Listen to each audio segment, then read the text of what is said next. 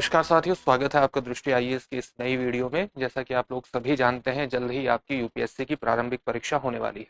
इस प्रारंभिक परीक्षा में करंट घटनाओं से संबंधित बहुत से प्रश्न आने की संभावना है और इन प्रश्नों को आप ठीक तरीके से हल कर सके, इसी को ध्यान में रखते हुए हमने आपके लिए एक सीरीज की शुरुआत की है जिसका नाम है target UPSC prelims 2024 current affairs revision series.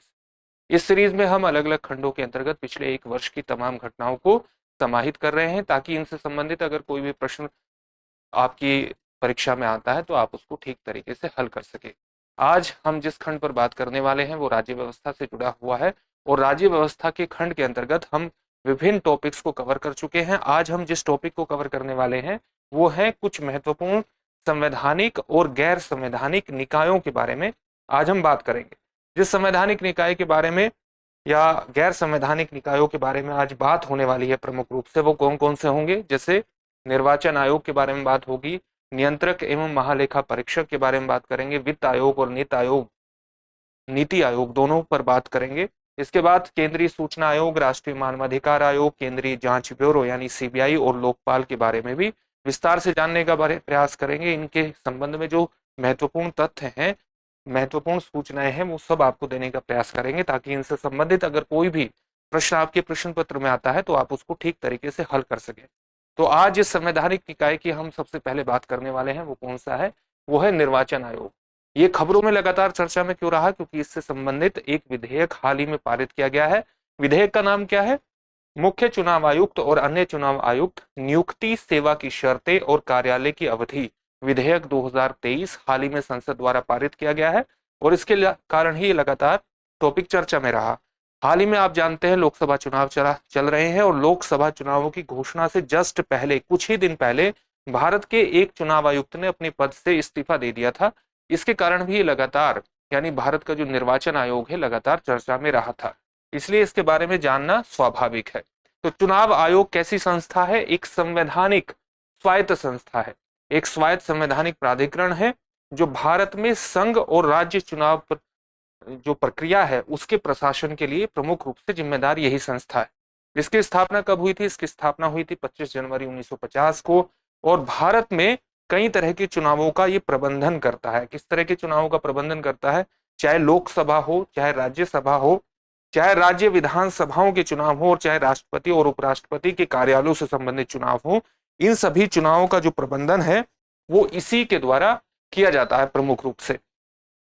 तो इन सभी चुनावों का इसके द्वारा प्रबंधन किया जाता है और ये इसकी एक प्रमुख जिम्मेदारी है। अगर हम चुनाव आयोग को देखें तो ये एक बहुसदस्यीय निकाय है और बहुसदस्यीय निकाय में एक मुख्य चुनाव आयुक्त होता है और 2 चुनाव आयुक्त इसके अंतर्गत शामिल होते हैं।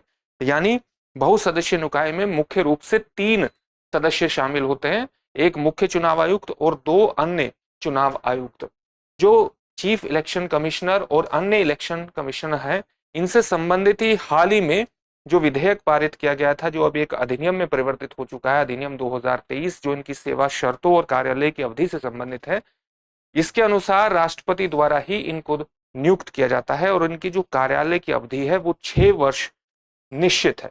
निश्चित कार्यालय अवधि है 6 वर्ष या 65 वर्ष की आयु तक।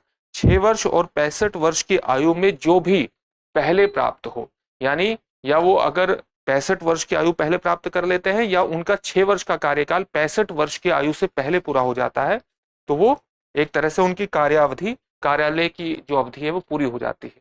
वेतन और सेवा की शर्तों की बात करें तो वेतन और सेवा शर्तें इनकी कैबिनेट सचिव के बराबर होती है, चीफ इलेक्शन कमिश्नर और इलेक्शन कमिश्नर्स की। अगर इनकी हटाने की प्रक्रिया या इनको इनके पद से हटाने की प्रक्रिया की बात करें तो जहां तक चीफ इलेक्शन कमिश्नर की बात है तो ये संसद द्वारा हटाया जाता है और उच्चतम न्यायालय के न्यायाधीश को हटाने जैसी प्रक्रिया के माध्यम से ही इसको हटाया जाता है।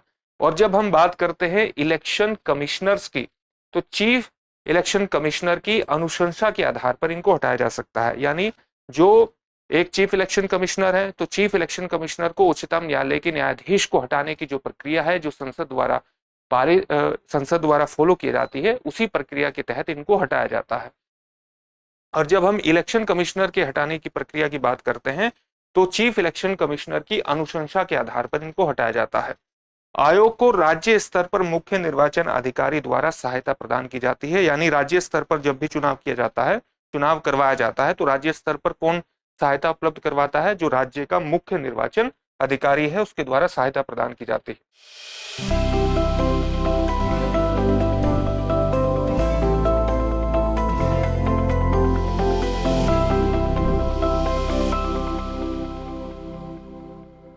अगर इससे संबंधित संवैधानिक प्रावधानों की बात करते हैं तो कई संवैधानिक प्रावधान हैं, और जो भारत का निर्वाचन आयोग है या भारत के निर्वाचन से संबंधित जो संविधान का भाग है, वो संविधान का भाग है संविधान भाग 15। इसके अंतर्गत कौन कौन से अनुच्छेद शामिल किया गया? अनुच्छेद 324 से 329 तक इसके अंतर्गत शामिल किया गया है, और ये चुनावों से ही संबंधित हैं ये सभी अनुच्छेद। और इन सभी मामलों के लिए इन अनुच्छेदों में जो भाग 15 है, भाग 15 एक आयोग की स्थापना की बात करता है, और इसके संबंध में जो सबसे महत्वपूर्ण अनुच्छेद माना जाता है वो माना जाता है अनुच्छेद 324। अनुच्छेद 324 क्या कहता है कि चुनावों का अधीक्षण, निर्देशन और जो नियंत्रण है वो एक चुनाव आयोग में निहित होगा। तो इस प्रकार से हमारे देश में होने वाले चुनावों का पूरा अधीक्षण, निर्देशन और नियंत्रण वो चुनाव आयोग में निहित करने वाला अनुच्छेद है अनुच्छेद 324। इसी प्रकार से एक अनुच्छेद 325 है, वो क्या कहता है? वो कहता है कि कोई भी व्यक्ति धर्म, नस्ल, जाति या लिंग के आधार पर किसी विशेष मतदाता सूची में शामिल होने या शामिल होने का दावा करने के लिए अयोग्य नहीं होगा। यानी मतदाता सूची में शामिल होने के लिए जो शर्तें हैं वो धर्म, नस्ल, जाति या लिंग के आधार पर तय नहीं होंगी। इसके आधार पर उसकी मतदाता सूची में होने को निर्धारित नहीं किया जाएगा। इसी प्रकार से वयस्क मताधिकार का जो अधिकार प्रदान किया गया, जो वयस्क मताधिकार पर आप जानते हैं कि जो चुनाव हमारे यहाँ है वो वयस्क मताधिकार पर आधारित होते हैं, तो चाहे लोकसभा हो और चाहे राज्यों की विधानसभा हो, तो इसका जो प्रावधान किया गया है वो आर्टिकल 326 के अंतर्गत किया गया है। इसी तरह से विधानमंडलों के चुनाव के संबंध में प्रावधान करने की जो संसद की शक्ति है उसका उल्लेख अनुच्छेद 327 में किया गया है, और राज्य के विधानमंडल की ऐसे विधानमंडल के लिए चुनाव के संबंध में प्रावधान करने की जो शक्ति है राज्य के विधानमंडल की, वो अनुच्छेद 328 में उल्लेखित की गई है। इसी प्रकार से न्यायालयों के हस्तक्षेप को चुनावी मामलों में जो रोक लगाई गई है वो आर्टिकल 329 के माध्यम से लगाई गई है। ये निर्वाचन आयोग से संबंधित कुछ महत्वपूर्ण अनुच्छेद है और उनके बारे में आपको निश्चित तौर से पता होना चाहिए। यूपीएससी की परीक्षा हो और चाहे पब्लिक सर्विस कमीशन की परीक्षा हो, इन परीक्षाओं में लगातार इनसे संबंधित प्रश्नों के पूछे जाने की जो संभावना है वो लगातार ज्यादा रहती है, तो इन अनुच्छेदों के बारे में आपको पता होना चाहिए। अलग इसके अलावा जो हमारा अगला संवैधानिक संस्थान है उसका नाम है नियंत्रक एवं महालेखा परीक्षक। ये चर्चा में क्यों था? ये चर्चा में इसलिए था कि वर्ष 2023 में नियंत्रक और महालेखा परीक्षक द्वारा तैयार केंद्र सरकार के खातों पर केवल 18 ऑडिट रिपोर्ट संसद में प्रस्तुत की गई, और ये अपने आप में एक गिरावट को प्रदर्शित करता है। किस तरह से गिरावट को प्रदर्शित करता है ऑडिट की संख्या में? क्योंकि वर्ष 2019 से 2023 के बीच हर साल औसतन 22 रिपोर्ट प्रस्तुत की गई है, जबकि इससे पहले के अगर हम साल देखें वर्ष 2014 से 2018 के बीच, तो सालाना पेश की जाने वाली जो रिपोर्ट थी वो 40 थी। तो इस प्रकार से रिपोर्ट की संख्या में एक गिरावट, ऑडिट की संख्या में एक गिरावट हमें परिलक्षित होती है, और इसी के कारण ये टॉपिक चर्चा में आ जाता है। कैग एक संवैधानिक संस्था है, आप जानते हैं आर्टिकल 148 में इसका उल्लेख किया गया है। तो एक संवैधानिक प्राधिकार को ये उल्लेखित करती है, एक संवैधानिक प्राधिकार कैग से संबंधित है। इसी तरह से भारतीय लेखा परीक्षा और लेखा विभाग के प्रमुख जो हैं वो कैग ही होते हैं। सार्वजनिक पर्स के मुख्य संरक्षक होते हैं, और केंद्र और राज्य सरकारों और सरकार द्वारा वित्त पोषित निकायों के व्यय का, यानी वो जितना एक्सपेंडिचर करते हैं उसका ऑडिट करने के लिए प्रमुख रूप से जिम्मेदार संस्था नियंत्रक एवं महालेखा परीक्षक यानी कैग ही होते हैं। इनकी नियुक्ति किस प्रकार से की जाती है? भारत के राष्ट्रपति द्वारा उनके हस्ताक्षर और मुहर के तहत वारंट द्वारा इनको नियुक्त किया जाता है। अवधि, कार्यावधि कितनी होती है इनकी? 6 वर्ष की अवधि तक या 65 वर्ष की आयु तक पहुंचने तक, जो भी इनमें से पहले पूरा हो जाए उस तक ये अपने पद पर बने रहते हैं। इसी प्रकार से राष्ट्रपति द्वारा संविधान में उल्लिखित प्रक्रिया के अनुसार ही इनको हटाया जाता है, जो कि सर्वोच्च न्यायालय के न्यायाधीश को हटाने के समान होता है। यानी कैग को हटाने की प्रक्रिया भी उसी तरह से है जिस तरह से चीफ इलेक्शन कमिश्नर, और इन दोनों की प्रक्रिया किसके समान है? उच्चतम न्यायालय के न्यायाधीश को हटाने की प्रक्रिया के समान है, जो कि मुख्यतः संसद द्वारा पूरी की जाती है। एक बार controller and auditor general of India के रूप में सेवानिवृत्त या इस्तीफा देने के बाद भारत सरकार या किसी भी राज्य के तहत किसी भी पद को संभालने के लिए ये अयोग्य होते हैं। यानी नियंत्रक और महालेखा परीक्षक जो है ये एक बार सेवानिवृत्त या इस्तीफा होने के बाद भारत सरकार या किसी भी राज्य के तहत कोई भी पद संभालने के लिए अयोग्य माने जाते हैं। कैग कार्यालय के सभी वेतन, भत्ते और पेंशन सहित प्रशासनिक खर्चा भारत की संचित निधि यानी कंसोलिडेटेड फंड ऑफ इंडिया से वसूले जाते हैं, जो मतदान के अधीन नहीं है, यानी इन पर किसी प्रकार का मतदान नहीं होता। इनसे संबंधित अगर संवैधानिक अनुच्छेदों की बात करें, संवैधानिक आर्टिकल्स की बात करें, तो आर्टिकल 148 मोटे तौर पर कैग की नियुक्ति, उसकी शपथ और सेवा की शर्तों को निर्धारित करता है, उससे संबंधित है। इसी प्रकार से आर्टिकल 149 149 भारत के नियंत्रक एवं महालेखा परीक्षक के कर्तव्यों और शक्तियों के बारे में उल्लेख करता है। आर्टिकल 150 की अगर बात करें तो ये संघ और राज्यों के खाते उसी रूप में रखे जाएंगे, निर्धारित करता है कि संघ और राज्यों के खाते उसी रूप में रखे जाएंगे जैसा कि राष्ट्रपति कैग की सलाह पर निर्धारित करे। इसके बारे में ये प्रावधान मुख्य रूप से किए गए हैं, तो इन संवैधानिक प्रावधानों को सामान्य तौर से याद रखना आपके लिए जरूरी है।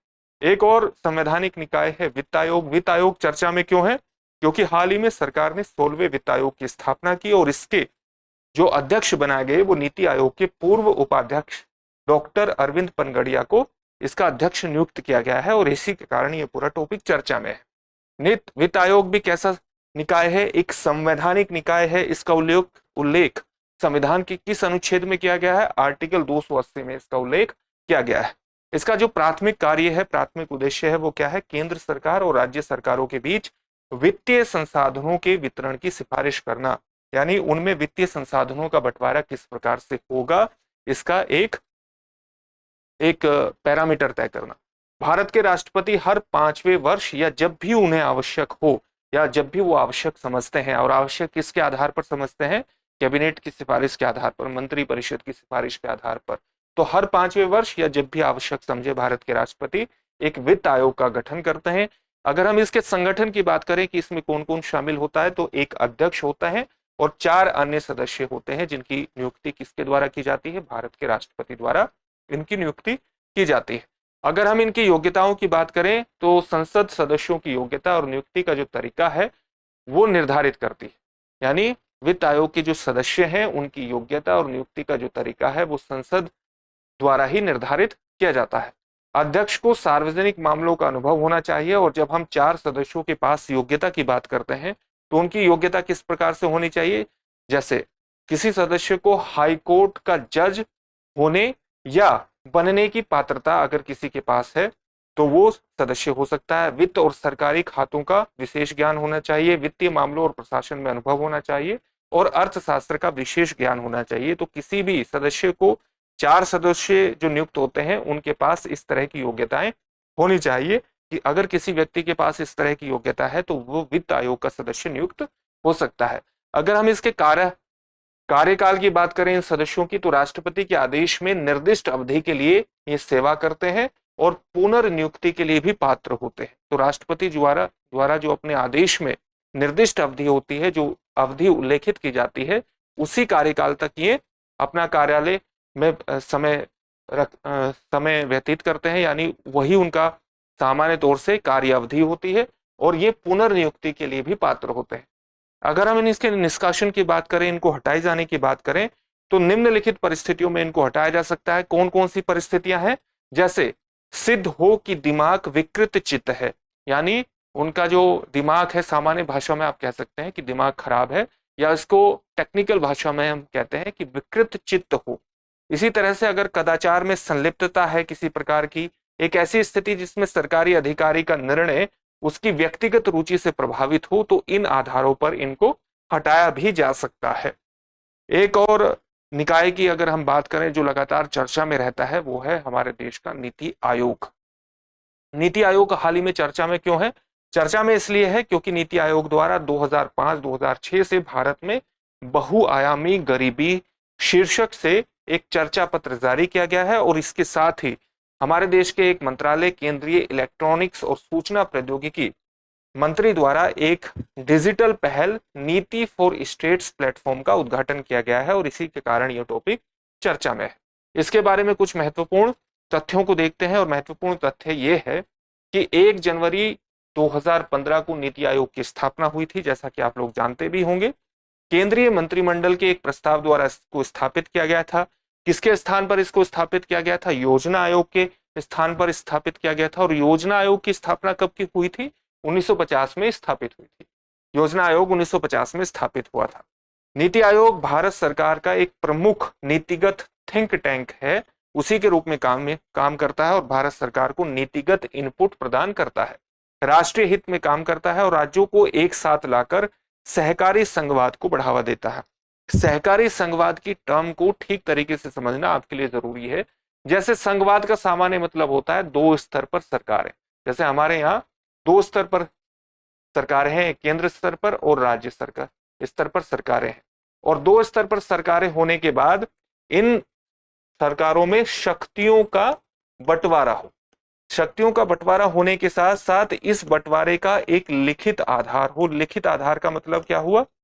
संविधान। तो संविधान के आधार पर यह शक्तियों का बंटवारा होना चाहिए और अगर किसी प्रकार से विवाद होता है शक्तियों के बंटवारे में तो एक निष्पक्ष, इसकी व्याख्या करने के लिए एक निष्पक्ष न्यायपालिका की व्यवस्था होनी चाहिए, जिस प्रकार से हमारा सुप्रीम कोर्ट है। तो अगर इस प्रकार की व्यवस्था होती है तो सामान्य तौर से उसे हम संघीय व्यवस्था या संघवाद की व्यवस्था कहते हैं। तो अगर इस व्यवस्था को बहुत सुचारू रूप से चलाना है तो इसके लिए जरूरी है कि केंद्र स्तर पर और विभिन्न राज्य सरकारों के बीच एक सहयोग की स्थापना करना, एक सहयोगात्मक विचार के आधार पर सरकारों को चलाना। इसी को हम कहते हैं सहकारी संघवाद की अवधारणा। नीति आयोग के माध्यम से जहां केंद्र सरकार और राज्य सरकार मिलकर के देश के विकास की प्रगति, देश के विकास की नीतियों को तय करती है, ये सहकारी संघवाद का एक महत्वपूर्ण उदाहरण है। और इसी को ध्यान में रखते हुए नीति आयोग को सहकारी संघवाद की जो अवधारणा है उसको बढ़ाने वाली एक संस्था माना जाता है। अगर हम नीति आयोग के संगठन की बात करें तो इसके जो अध्यक्ष होते हैं वो भारत के प्रधानमंत्री होते हैं। एक उपाध्यक्ष होता है जो प्रधानमंत्री द्वारा मनोनीत होता है और इनको उपाध्यक्ष को कैबिनेट मंत्री का दर्जा प्राप्त होता है। इसी प्रकार से एक मुख्य कार्यकारी अधिकारी यानी चीफ एग्जीक्यूटिव ऑफिसर होते हैं जो भारत सरकार के सचिव के पद के साथ एक निश्चित कार्यकाल के लिए प्रधानमंत्री द्वारा इनको नामांकित किया जाता है। एक गवर्निंग काउंसिल भी होती है। इस गवर्निंग काउंसिल में विभिन्न राज्यों के जो चीफ मिनिस्टर्स होते हैं और यूटीएस के जो लेफ्टिनेंट गवर्नर्स होते हैं वो इसमें शामिल होता है। अंशकालिक सदस्य होते हैं कि कितने अंशकालिक सदस्य होते हैं? 2 सदस्य अंशकालिक होते हैं। इसी प्रकार से कुछ पदेन सदस्य भी होते हैं यानी एक्स ऑफिशियो मेंबर भी होते हैं। कौन कौन से होते हैं? केंद्रीय मंत्रिपरिषद से अधिकतम 4 सदस्य होते हैं और ये प्रधानमंत्री द्वारा मनोनीत किए जाते हैं। इसी तरह से प्रधानमंत्री द्वारा नामित डोमेन ज्ञान वाले विशेषज्ञ भी होते हैं, यानी प्रधानमंत्री द्वारा ऐसे सदस्य भी नियुक्त किए जाते हैं जो विशेषतः अपने क्षेत्र में विशेष ज्ञान रखते हो, यानी उस क्षेत्र के विशेषज्ञ हों और इनको विशेष आमंत्रित सदस्य के रूप में शामिल किया जाता है और प्रधानमंत्री द्वारा ये नामित होते हैं। इसकी जो शासन करने वाली परिषद है जिसको सामान्यतः हम गवर्निंग काउंसिल के नाम से जानते हैं, तो उसकी अध्यक्षता कौन करता है?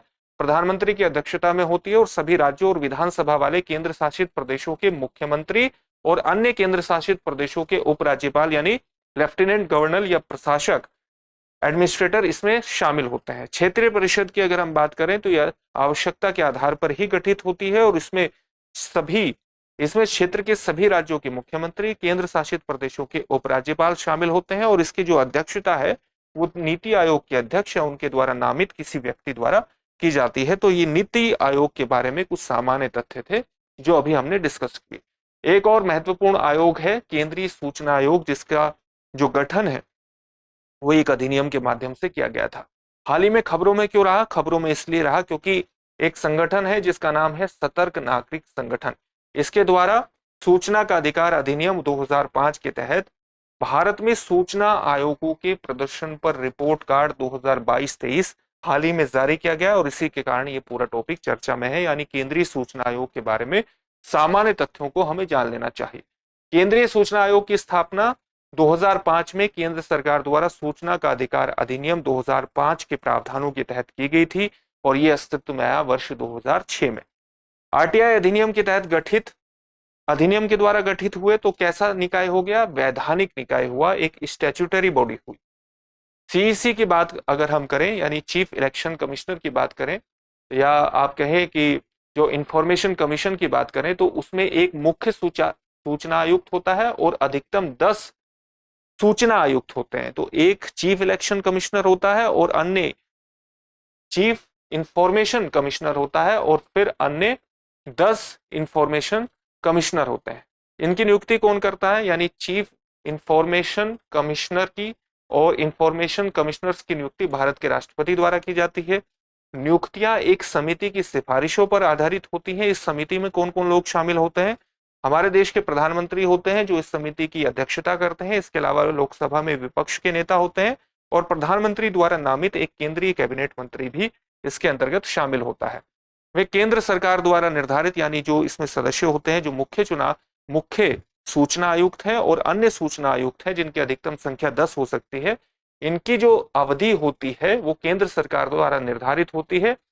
ये केंद्र सरकार द्वारा निर्धारित अवधि तक या 65 वर्ष की आयु तक जो भी पहले हो उसी पर पद पर बने रहते हैं, और ये पुनर्नियुक्ति के पात्र नहीं होते। और ये विशेष तथ्य है, पुनर्नियुक्ति के लिए पात्र नहीं होते। अभी हमने वित्त आयोग के बारे में बात की थी। वित्त आयोग के जो सदस्य होते हैं वो पुनर्नियुक्ति के पात्र होते हैं, लेकिन यहां पर यानी जो इंफॉर्मेशन कमीशन है उसमें स्थिति अलग होती है। एक और लगातार आयोग चर्चा में रहा जिसको हम राष्ट्रीय मानवाधिकार आयोग के नाम से जानते हैं। चर्चा में क्यों रहा? क्योंकि राष्ट्रीय मानवाधिकार आयोग ने बालासोर ट्रेन हादसे, जो कि ओडिशा में हुआ था, ट्रेन दुर्घटना के संबंध में ओडिशा सरकार से कार्रवाई रिपोर्ट मांगी थी, और इसी के कारण ये चर्चा में है। अगर हम इसकी स्थापना की बात करते हैं तो स्थापना कब की गई थी? स्थापना हुई थी मानव अधिकार संरक्षण अधिनियम 1983 के तहत 12 अक्टूबर 1993 को इसकी स्थापना हुई थी। जो इसमें संशोधन भी किया गया है इस अधिनियम में, और संशोधन किया गया है मानव अधिकार संरक्षण संशोधन अधिनियम 2006, और एक संशोधन किया गया वर्ष 2019। तो 2 बार ये संशोधित भी हो चुका है। किस तरह से काम करता है, किन सिद्धांतों पर काम करता है? पेरिस सिद्धांतों के अनुरूप ये स्थापित है। जब हम पेरिस सिद्धांत की बात करते हैं तो ये पेरिस सिद्धांत यूएन की एक मानवाधिकारों पर एक कॉन्फ्रेंस हुई थी। कहाँ हुई थी? पेरिस में। और कब हुई थी? ये 1991 में। उसमें मानवाधिकारों को लेकर के कुछ सिद्धांत तय किए गए थे, उन्हीं को हम कहते हैं पेरिस सिद्धांत। तो पेरिस सिद्धांतों के अनुरूप ही राष्ट्रीय मानवाधिकार आयोग की स्थापना हुई थी, और ये मानवाधिकारों को बढ़ावा देने और उनकी रक्षा के लिए अपनाया गया था। अगर हम इसकी संगठन की बात करें तो इसमें एक अध्यक्ष होता है, 5 पूर्णकालिक सदस्य होते हैं और 7 डीम्ड सदस्य होते हैं। अध्यक्ष भारत का पूर्व मुख्य न्यायाधीश या उच्चतम न्यायालय का न्यायाधीश होता है। अध्यक्ष और सदस्य जो है वो 3 साल की अवधि के लिए या 70 वर्ष की आयु तक पहुंचने तक, जो भी पहले हो उसी तक अपने पद पर बने रहते हैं। और कुछ और महत्वपूर्ण तथ्यों को देखें तो अध्यक्ष और सदस्यों की जो नियुक्ति है वो 6 सदस्यीय समिति की सिफारिशों के आधार पर किसके द्वारा की जाती है? भारत के राष्ट्रपति द्वारा नियुक्ति की जाती है। और जब भारत के राष्ट्रपति द्वारा नियुक्ति की जाती है तो हमें विशेष तौर से ध्यान में रखना चाहिए कि जो 6 सदस्यीय समिति है जिसकी सिफारिशों के आधार पर भारत के राष्ट्रपति द्वारा नियुक्ति की जाती है, तो उस 6 सदस्यीय समिति में कौन शामिल होता है? भारत के प्रधानमंत्री शामिल होते हैं, लोकसभा के अध्यक्ष शामिल होते हैं, इसके अलावा राज्यसभा के उपसभापति शामिल होते हैं, सभापति नहीं, क्योंकि राज्यसभा के सभापति कौन होते हैं? भारत के उपराष्ट्रपति राज्यसभा के सभापति होते हैं। तो इसके अंतर्गत जो समिति है राज्यसभा के उप सभापति को इसके अंतर्गत शामिल किया गया है। इसके अलावा लोकसभा और राज्यसभा में जो विपक्ष के नेता हैं उनको भी इसके अंतर्गत शामिल किया गया है। आजकल स्थिति यह है कि अगर लोकसभा में या राज्यसभा में विपक्ष के नेता उपस्थित ना हो, क्योंकि कई बार ऐसा होता है कि विपक्ष जो है अपने कोरम की पूर्ति नहीं करता एक विपक्ष का नेता होने के लिए, तो राज्यसभा में सबसे बड़ी या लोकसभा में सबसे बड़ी विपक्षी पार्टी का जो नेता होता है उसको इनके अंतर्गत शामिल किया जाता है। और 6ठा सदस्यीय समिति में होता है केंद्रीय गृह मंत्री। तो ये 6 सदस्यीय समिति की सिफारिशों के आधार पर नियुक्ति की जाती है। एक और हमारी एजेंसी जो है लगातार चर्चा में रहती है, सेंट्रल ब्यूरो ऑफ इन्वेस्टिगेशन, केंद्रीय जांच ब्यूरो। हाल ही में चर्चा में क्यों रहा? क्योंकि तमिलनाडु सरकार ने घोषणा की कि उसने दिल्ली विशेष पुलिस स्थापना अधिनियम 1946 की धारा 6 के तहत केंद्रीय जांच ब्यूरो यानी सीबीआई को दी गई सामान्य सहमति वापस ले ली है। यानी अलग अलग राज्यों में जो सीबीआई जांच करती है वो जांच इसीलिए कर पाती है क्योंकि हर राज्य सरकार इस अधिनियम, जो अधिनियम 1946 से संबंधित है, दिल्ली विशेष पुलिस स्थापना अधिनियम, जिसके तहत सीबीआई की स्थापना हुई, उसकी धारा 6 के तहत हर राज्य क्या करता है, एक सामान्य सहमति प्रोवाइड करवाता है और तभी सीबीआई अलग अलग राज्यों में विभिन्न मामलों की जांच कर पाती है। तो तमिलनाडु ने ये सामान्य सहमति धारा 6 के तहत वापस ले ली है 1946 के अधिनियम के तहत।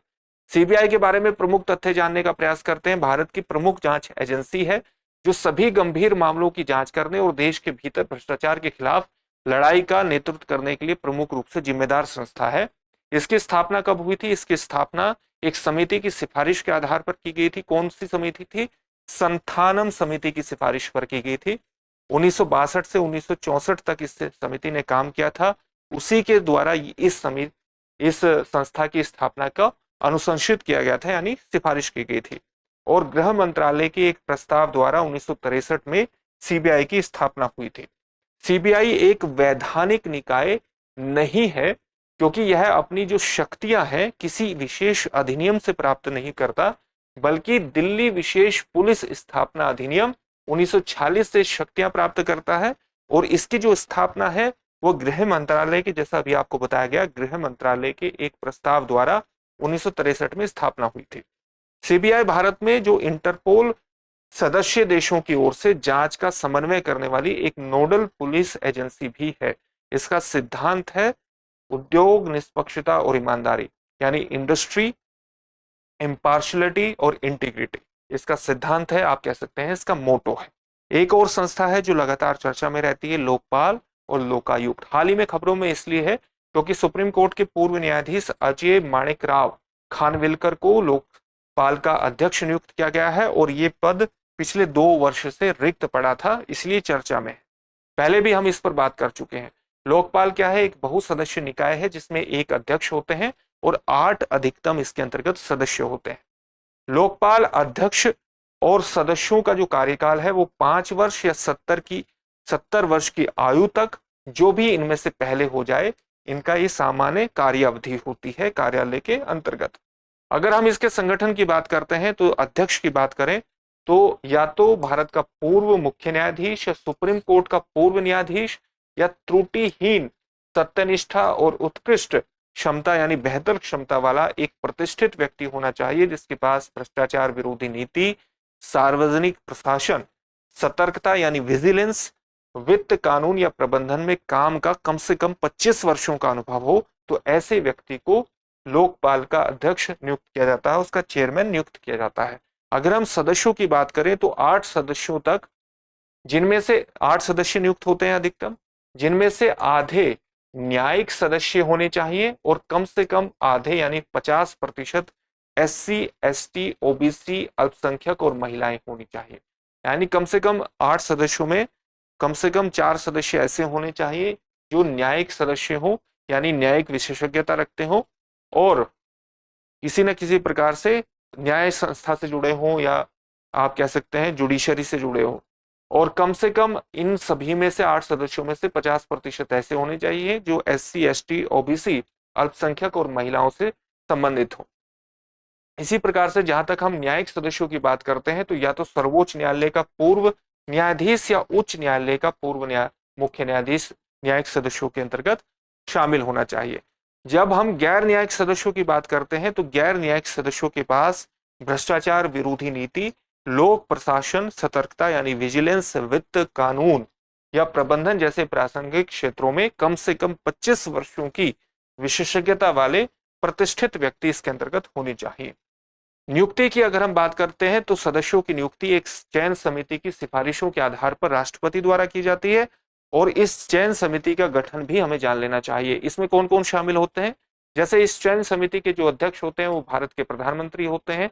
इसी में लोकसभा के अध्यक्ष शामिल होते हैं, लोकसभा में विपक्ष के नेता शामिल होते हैं, भारत के मुख्य न्यायाधीश या मुख्य न्यायाधीश द्वारा नामित सुप्रीम कोर्ट के मौजूदा न्यायाधीश इसके अंतर्गत शामिल होते हैं और एक प्रख्यात न्यायविद इसके अंतर्गत शामिल होता है। तो इस चयन समिति की सिफारिश के आधार पर ही राष्ट्रपति द्वारा इनकी नियुक्ति की जाती है। इसकी 2 प्रमुख शाखाएं हैं, एक शाखा प्रशासनिक है और दूसरी शाखा जो है वो न्यायिक है।